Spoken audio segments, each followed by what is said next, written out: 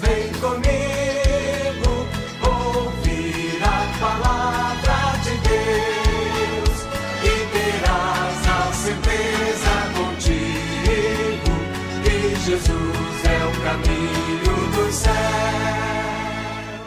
Olá, queridos irmãos, graça e paz, tudo bem com vocês? Mais uma vez o teu amigo, pastor Enoque Filho, dando uma passadinha aqui para trazer mais uma reflexão no quadro Mensagens que Edificam.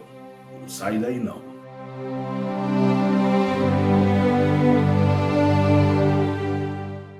Hoje, para o nosso elevo espiritual, nós queremos fazer uma leitura no Evangelho segundo Lucas, capítulo de número 5, somente o verso de número 11, que escrito está: E levando os barcos para a terra, deixaram tudo e o seguiram. Hoje nós queremos tratar do tema reconhecendo a sobrenatural presença de Cristo. Reconhecendo a sobrenatural presença de Cristo.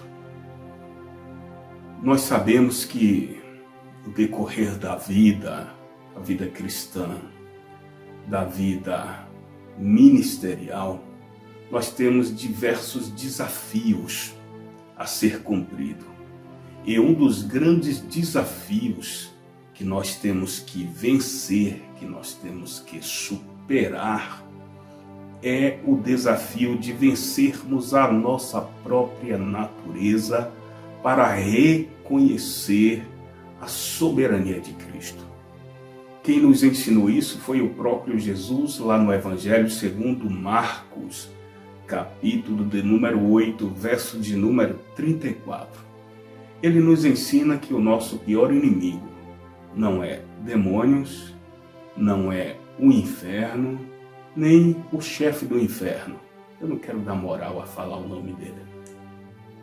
Jesus nos ensina que a nossa pior batalha e o nosso maior inimigo é a nossa própria natureza, quando ele diz: aquele que quiser vir após mim, negue-se a si mesmo, tome a sua cruz e siga-me. Eu paro para observar os caminhos que Jesus trilha à luz da Bíblia para cumprir o seu ministério e para fazer com que as pessoas que estão andando com ele ou que vão passar a andar com ele venham a reconhecer a sua soberania e perceber que a sua presença não é uma presença natural. Quando nós reconhecemos a sobrenatural presença do Senhor no lugar, dificilmente algo sobrenatural não vai acontecer. Sempre que reconhecemos a sobrenatural presença de Jesus no ambiente, alguma coisa sobrenatural acontece. Exemplo, capítulo de número 5, do verso de número 1 em diante, do Evangelho segundo escreveu Lucas, nos narra a trajetória de Jesus depois que ele sai da Galileia, depois daquele embate que ele teve, depois de ministrar na sinagoga, e quando ele revela que aquele episódio que o profeta Isaías escreveu estava se cumprindo ali, os líderes da religião judaica, junto com o público que estava na sinagoga, não teve a sensibilidade de reconhecer a sobrenatural presença de Cristo ao ponto deles expulsarem Jesus da sinagoga e outros encherem as suas mãos de pedra para apedrejá-lo. E quando ele vai se retirando, ele diz claramente que o profeta não tem honra senão na sua própria pátria. E ele segue caminho em direção a Cafarnaum. Chegando em Cafarnaum, ele adentra numa pequena aldeia de homens simples, pescadores. E naquele dia estava acontecendo um momento de muita tristeza. Alguns pescadores passaram a noite inteira lançando as redes junto ao lago da praia, e nada tinham apanhado. Jesus, como tem o desejo de passar aonde as coisas naturais não aconteceram da maneira que os homens queriam, e ele mesmo promove algumas circunstâncias para revelar o seu sobrenatural e a sua soberania por um propósito, ele desce para Cafarnaum. Não foi à toa que os pescadores não pegaram nada. Isso fazia parte de um propósito. Existem coisas em nossas vidas que não dão certo, às vezes do jeito que nós queremos, embora sejamos preparados naquela área, profissionalmente falando, pedagogicamente falando, ou ministerialmente. As coisas não vão do jeito que nós queremos, é porque existe uma intervenção divina para um propósito maior. Eu vou repetir, quando essas coisas acontecem, sendo você um escolhido de Deus, tudo isso coopera para o teu bem. Pois bem, Jesus andava pelas ruas de Genezaré, ali próximo ao lago de Galileia, que muitos chamam de Mar da Galileia, e não é propriamente um mar, é um lago.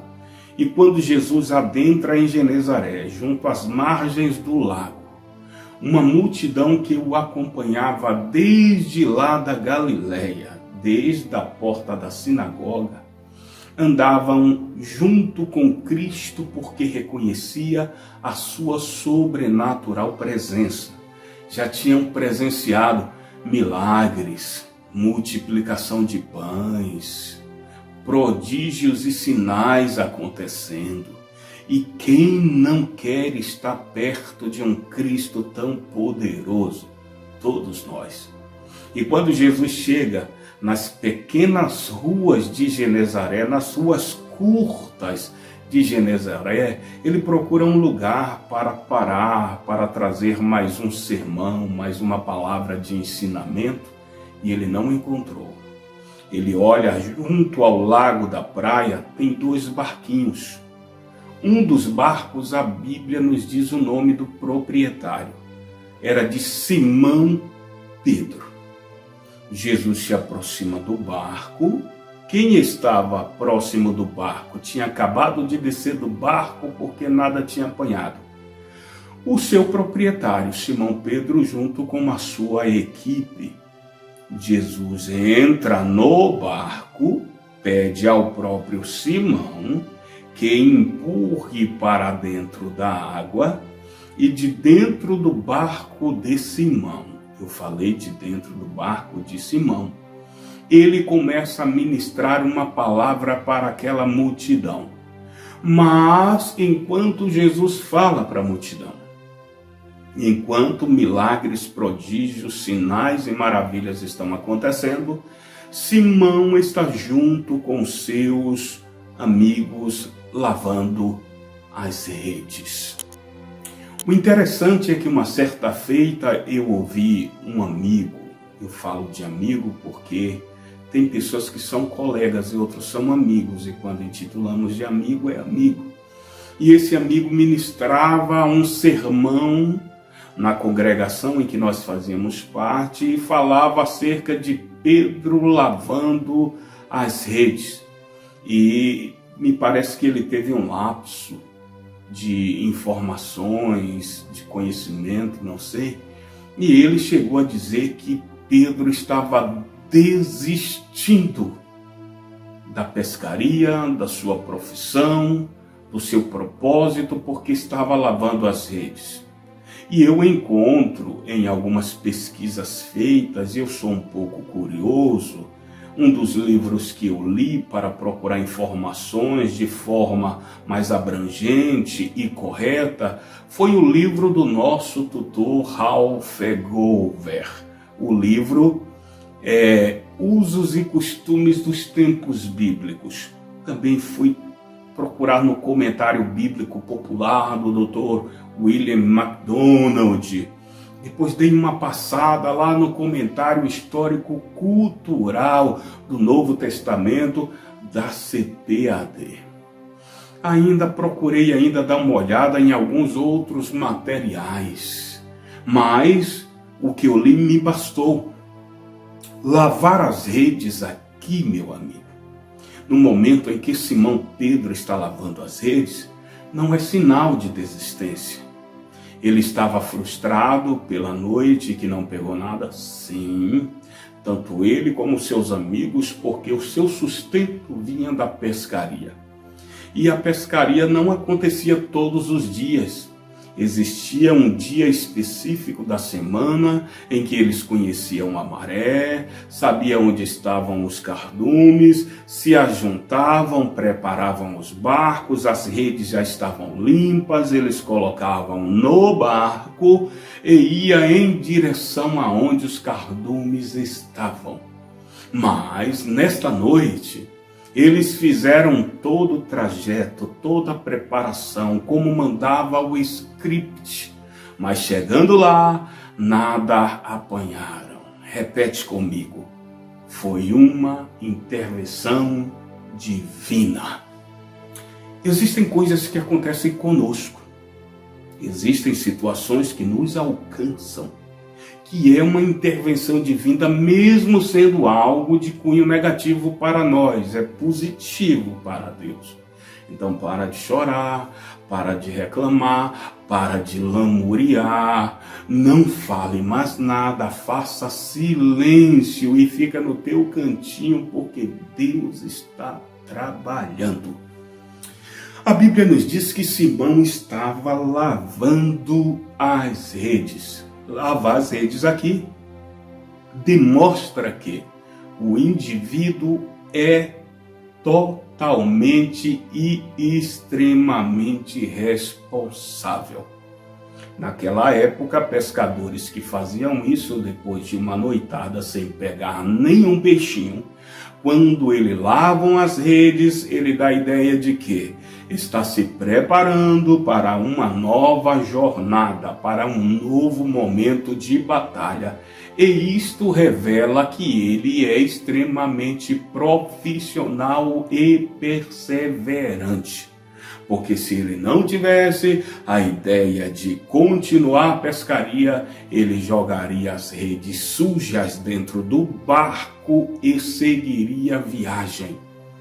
Pelo contrário, quando Jesus chega e está pregando, ele está lavando as redes. Aí um certo dia alguém disse assim para mim: mas Pedro, com a presença de Jesus no lugar, estava igual Marta, sem se preocupar com a presença de Jesus nos seus afazeres. Eu disse: fica quietinho no teu canto, porque existem propósitos de Deus. Enquanto Jesus ministra, Jesus observava Simão Pedro lavando as redes. É tanto que quando Jesus para de falar para a multidão, ele vai em direção de Simão e não faz o que alguns pregadores dizem que Jesus fez. Uma certa feita eu ouvi um pregador dizendo que Jesus se aproximou de Simão e perguntou: o que estás tu fazendo, Simão? E eu não encontro na Bíblia, nem neste Evangelho segundo Lucas, nem em um outro que tem a mesma passagem, naquele que nós chamamos de sinóticos, que existem as mesmas informações, porém de forma diferenciada e em livro e épocas diferentes. Jesus apenas se aproxima de Simão e diz: pegai as redes, coloca-as no barco, porque Jesus encosta, já se aproxima dizendo: pegai as redes e coloca no barco. Ele não diz pegai a rede, ele diz as redes, no plural. Porque Simão era líder daquele grupo de pescaria. Se ele desfalece, todo o grupo desfalece. Se ele avança, todo o grupo avança. E Jesus tinha um propósito com tudo isso. Quando Jesus disse: pegai as redes, coloca-as no barco, e agora tu vai para alto mar, e lá lançai as redes. Simão poderia dizer assim: o chefe de pescaria aqui sou eu. O profissional na área da pesca sou eu. Quem conhece o horário dos cardumes aqui sou eu. E eu fiz tudo isso e não peguei nada. Vem de lá um carpinteiro, pregador, filho de José, e manda que eu lance as redes.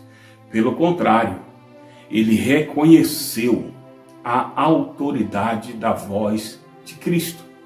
É tanto que quando Jesus fala para ele, ele olha para Jesus e revela algo que estava no seu coração. E o bom de quando Jesus se aproxima de nós e nos dá uma ordem em cima de algo que nós já estamos incrédulos, é nós confessarmos ao Senhor a nossa real situação. Simão, quando Jesus fala para ele, e Jesus dá a ordem, ele revela o que estava no seu coração. Ele diz: Senhor, mestre, ou rabi, passamos a noite inteira lançando as redes. Só em chamar o Senhor de mestre, ele já revela que ele reconhece a autoridade de Cristo. E quem reconhece a autoridade de Cristo num momento de crise e obedece a sua ordem, tem dele os seus favores. Ele reconhece a autoridade da voz de Cristo, explica ao Senhor a sua real situação quando ele diz: passamos a noite inteira lançando as redes, mas nada apanhamos. Mas já que tu ordenas, mestre, segundo a tua palavra, não é segundo o meu profissionalismo. Observe que aqui Simão se despiu, se desarmou, jogou por terra o seu profissionalismo, abriu mão da sua capacidade para viver a ordem de Cristo. Na maioria das vezes nós estamos tomando tombos porque o Senhor está dizendo: desarma, meu filho. Tira isso, abaixa a guarda, minha filha. E nós estamos querendo fazer do nosso jeito. Simão nos dá uma grande lição. Ele abaixa a guarda, se desarma e acaba se despindo de si mesmo para viver a ordem de Cristo. Existe uma frase de um grande pregador norte-americano chamado Dwight Lyman Moody, que eu abraço, eu amo. Moody diz o seguinte: Deus não despede ninguém vazio, exceto aqueles que estão cheios de si mesmo. Simão se despiu de si, obedeceu o Senhor e logicamente que ele não iria o despedir vazio. E com todo o seu conhecimento, com todo o seu gabarito, com toda a sua experiência, ele se despiu dele, do seu conhecimento, e foi obedecer o que Jesus mandou. Eu lembro-me de uma frase de um outro grande ministro da época dos anos 60, um grande teólogo britânico chamado Thomas Fuller, que ele diz o seguinte: o conhecimento dirige a prática, no entanto, a prática aumenta o conhecimento. Mesmo assim, Simão se despiu do conhecimento e da prática e foi viver a fé. Tem momento que o conhecimento e a prática não vai nos levar a caminho algum. Somente a fé vai agregar valores e vai nos conduzir aos caminhos mais excelentes. Observe que ele estava na prática e no conhecimento acostumado a pescar junto ao lago da praia. Segundo Ralph Bover nos diz que a rede que Simão Pedro usava era aquela que nós chamamos de tarrafa. Só pegamos peixe no lugar raso. Ela não pega peixe em alto mar. O barco que eles usavam também era barco para lugares rasos. Era um barco de pescaria, mas era um barco doméstico. Não suportava a turbulência de alto mar. E nós sabemos por todas as histórias bíblicas que o alto mar, ou o lugar mais profundo da Galileia, era lugar de ventos fortes e turbulentos, e os discípulos já tinham enfrentado algumas batalhas ali. Por exemplo, barco quase indo a pique e eles clamando por Jesus que dormia na proa do barco. Mas quem chamou e deu a ordem conhece tudo, e tudo está sobre o seu comando e sobre o seu domínio. Quando Jesus manda que Simão ponha as redes no barco e vá para alto mar, ele estava mudando o curso e a rota da vida de Simão. Tem momentos que vai ser necessário o Senhor promover algumas mudanças no roteiro da nossa história, como fez com Simão, com um propósito definido. E daqui a pouquinho você vai entender que propósito é esse. Simão poderia dizer: Senhor, as minhas redes não pegam peixes em alto mar. O barco que nós temos vai a pique se eu lançá-lo em alto mar. Mas quem foi que mandou? Jesus. Ele pega as redes, põe no barco e segue a ordem de Cristo. Tem crentes, uma certa feita, eu ouvi um obreiro que recebeu uma ordem divina. Eu não digo que foi uma proposta do pastor da convenção, porque a obra não é de convenções, não é de homens, a obra é de Deus. Eu estava próximo a ele quando o pastor nos chama e diz assim para ele: eu tenho uma proposta para você.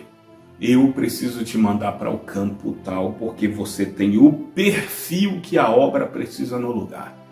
E aí ele foi analisar o campo, a situação, e depois ele disse para o pastor que não iria, porque ele não iria colocar a família dele a pique.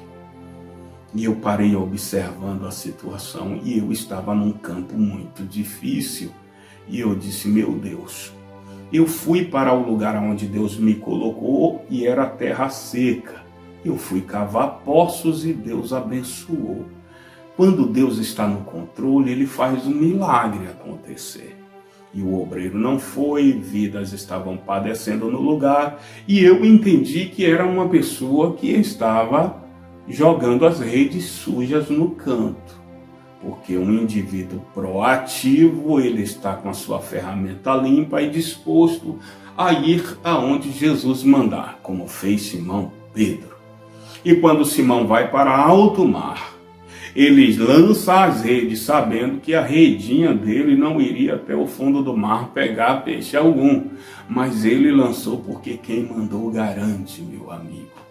Talvez você diga assim: eu não tenho capacidade, pastor.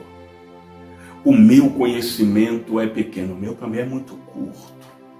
Eu não tenho a capacidade que muitos têm aí, eu não sou bom em oratória. Eu também sou péssimo em oratória. Mas gosto muito de obedecer quando Jesus manda, porque ele nos torna um poliglota. E aí Simão foi, lançou as redes. As redes não foram até o fundo do mar, mas o milagre veio até a rede. Quando Jesus manda, ele não manda para que a sua capacidade e o seu conhecimento alcance a bênção. Ele manda porque as bênçãos vêm e alcançam os obedientes à sua palavra. Moisés deixou isso registrado lá em Deuteronômio, capítulo de número 28, do verso de número 1 em diante, quando ele começa dizendo assim: se atentamente ouvires a voz do Senhor teu Deus, e teres o zelo de fazer tudo quanto hoje te ordeno, o Senhor teu Deus te exaltará sobre todas as nações da terra, e todas essas bênçãos correrão atrás de ti e te alcançarão, quando atentamente ouvires a voz do Senhor teu Deus.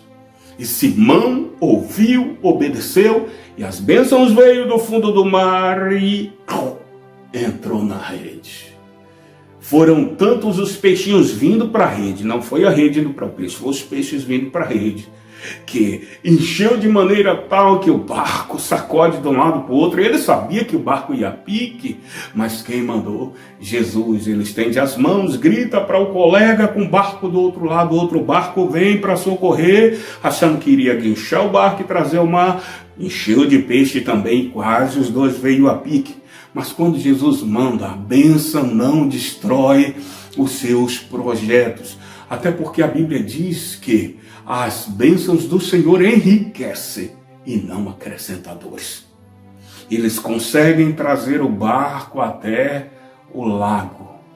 Simão fica olhando o acontecimento, tendo a certeza que não foi fruto do seu profissionalismo, nem tampouco que foram as suas redes que alcançaram os peixes, mas foi os peixinhos que vieram na rede.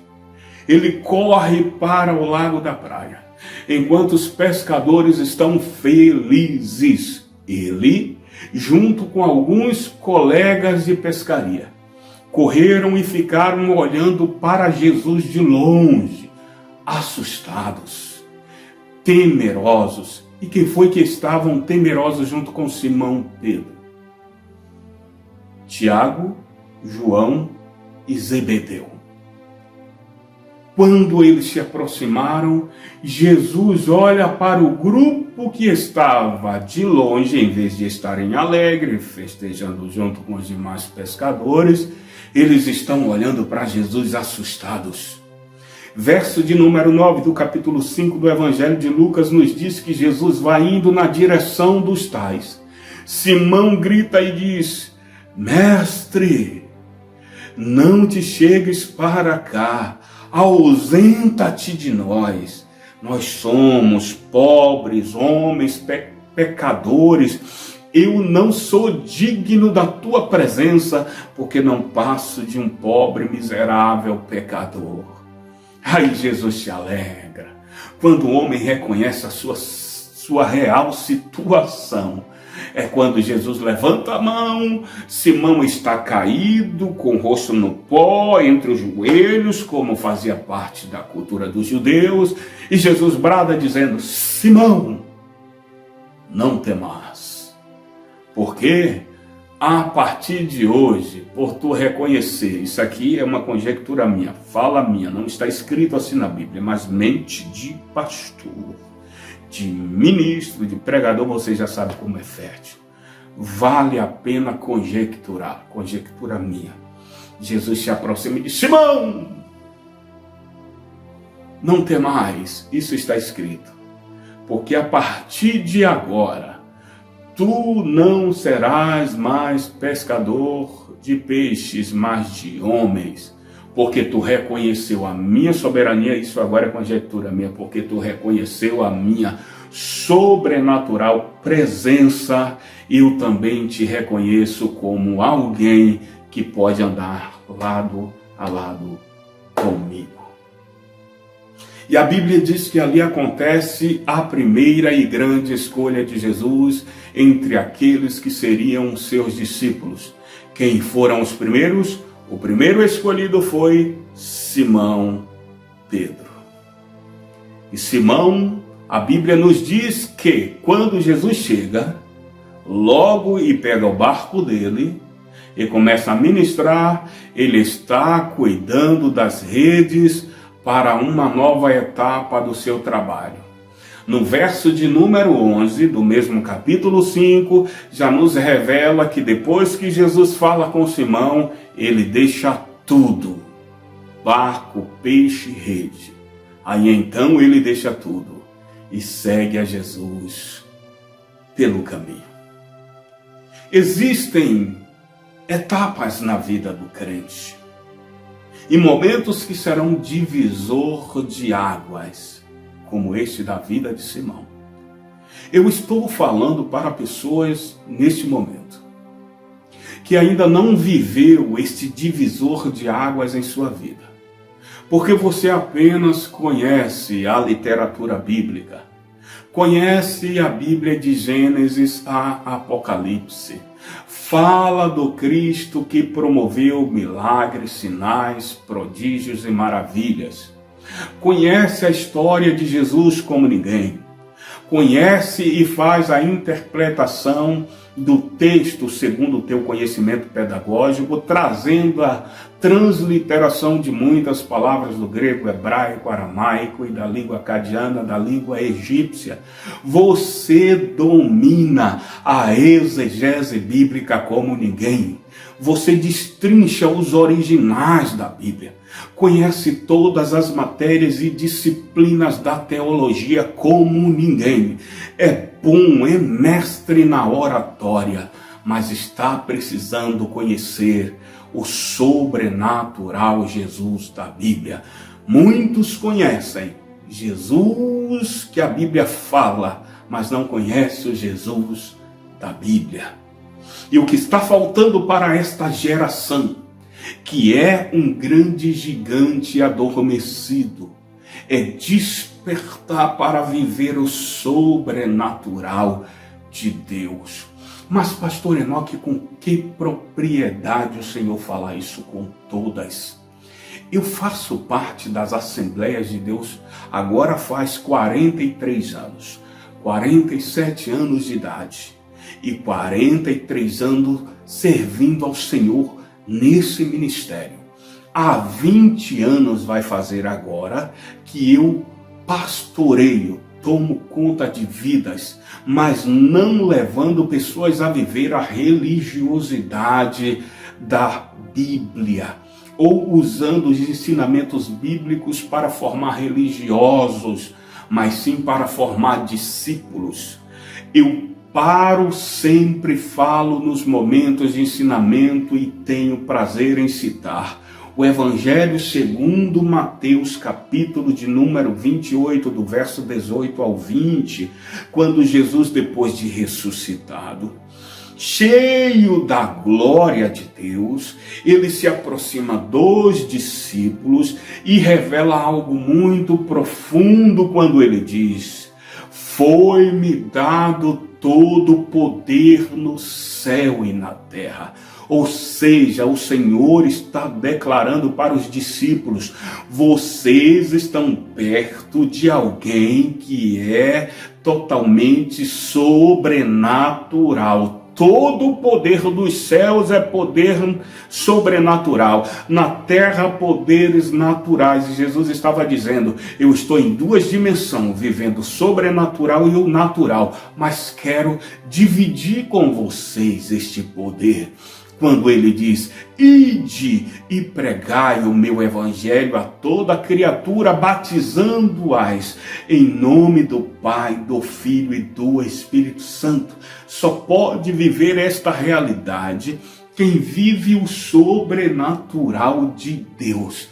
Então, para vencermos hoje, queridos, todas as etapas da vida cristã com maturidade espiritual, nós precisamos sair do campo do natural e viver o sobrenatural de Deus, reconhecendo como Simão reconheceu que a presença de Jesus não é qualquer tipo de presença.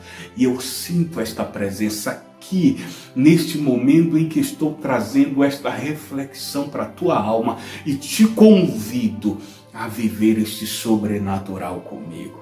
Eu quero orar com você, eu quero orar por você, eu quero viver com você este momento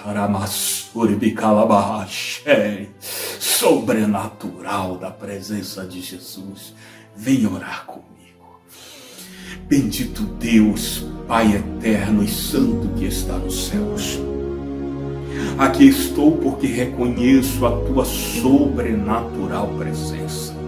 Aqui estou porque não estou falando de um Cristo que morreu para fazer história. Eu estou falando de um Cristo que morreu para mudar a nossa história.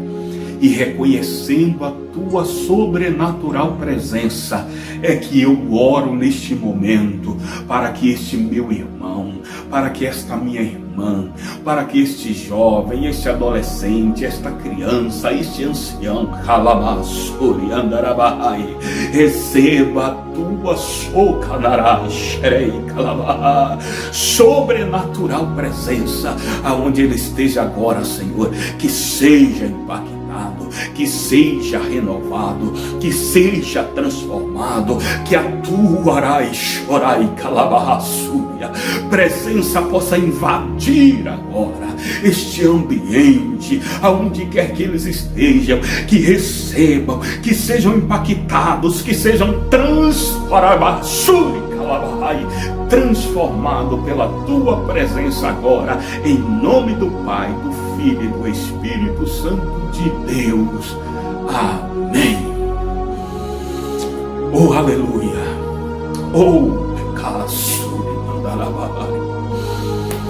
oh, bendito seja o Senhor, o dono da tua alma e da minha.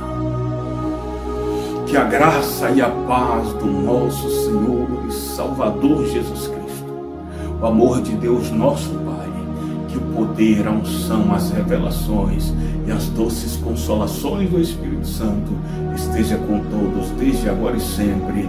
Amém.